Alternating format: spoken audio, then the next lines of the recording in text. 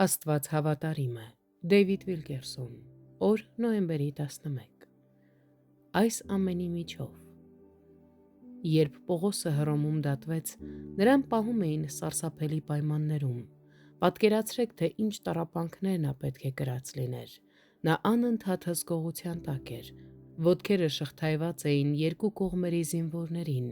Նա ժամանակ չուներ իր համար, ազատության ոչ մի պահ չուներ։ Այս աստվածավախ մարդու համար շատ հեշտ կլիներ նման վերաբերմունքի ներքո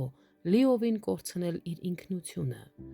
Պողոսը շատ ակտիվ էր, սիրում էր ճանապարհորդել բաց ճանապարհներով և բաց ծովով Աստծո ժողովրդի հետ հանդիպելու և հաղորդակցվելու համար։ Նա ուրախությունով էր լցվում աշխարհի այս մասում հիմնադրված եկեղեցիները այցելելուց, բայց հիմա նա կապված էր շղթաներով, բառացիորեն կապված աշխարհի ամենադաժան և անպարկեշտ մարդկանց հետ առանց ելքի որևէ ճանապարհի։ Պողոսն իր իրավիճակում երկու ընտրություն ուներ։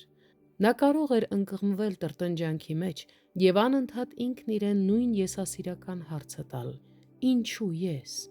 Կամ էլ նա կարող էր հուսահատության մեջ ընկնել և լիովին կորչել այն մտքի մեջ, թե «ահա ես կապված եմ, իմ ծառայությունն ավարտված է, մինչ մյուսները վայելում են հոգիների բերքահավաքը, ինչու»։ Փոխարենը Պողոսը որոշեց հարցնել. «Ինչպե՞ս է իմ ներկայիս իրավիճակը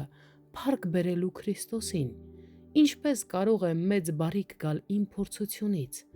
Աստծո այս ծառան որոշեց. «Ես չեմ կարող փոխել իմ իրավիճակը և նույնիսկ կարող եմ մահանալ այս վիճակում, բայց գիտեմ, որ Տերը ուղղորդում է իմ քայլերը և նա հավատարիմ է։ Հետևաբար ես կփառավորեմ Քրիստոսին և կլինեմ վկա այս աշխարհին իմ այս շղթաներում գտնվելով»։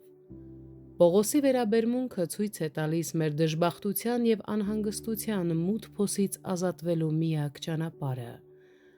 Բոլոր համարձակությունով, ինչպես ամեն ժամանակ, հիմա էլ Քրիստոսը փառավորվի իմ մարմնում, թե կյանքով և թե մահով։ Փիլիպպեցիս 1:20 խոսք։